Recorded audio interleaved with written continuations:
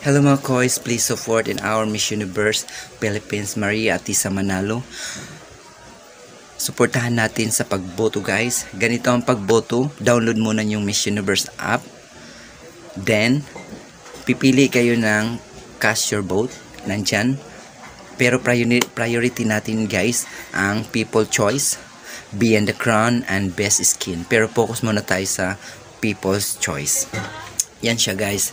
I-scroll nyo lang siya ng i-scroll. Makikita nyo na yung pagmumuka ni Maria Atisa Manalo. Then, click nyo yung free voting.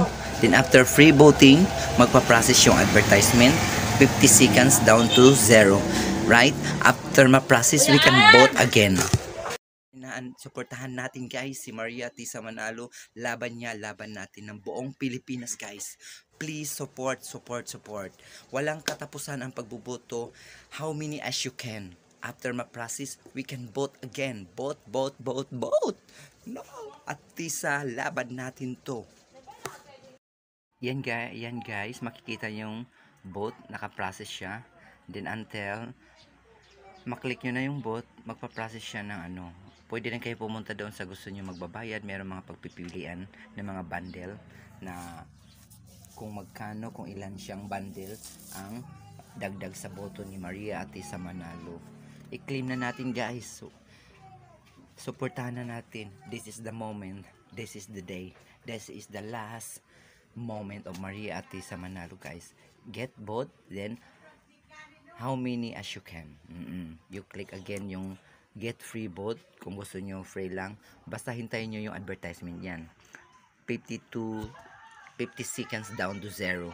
Pag matapos nyon, waiting for the process until na ma-process na siya, we can vote again with another voting. Ganun lang guys, kasimple guys. Please supportahan natin si Maria Atisa Manalo na kaya natin siyang iangat, kaya natin siyang ilagay sa number 1. Always number 1. Put number 1. Number 1 our Miss Universe Philippines, Maria Atisa Manalo. Ilalaban natin to, laban niya, laban ng buong Pilipinas guys. Huwag nating hayaan na maunahan tayo ng iba. Yes, support tayo. Bayanihan tayo mga Pilipino sa ilan natin, 120 million natin. Crappy, hindi tayo makukuha ng 5 million. Go, ilalaban natin to na makuha natin.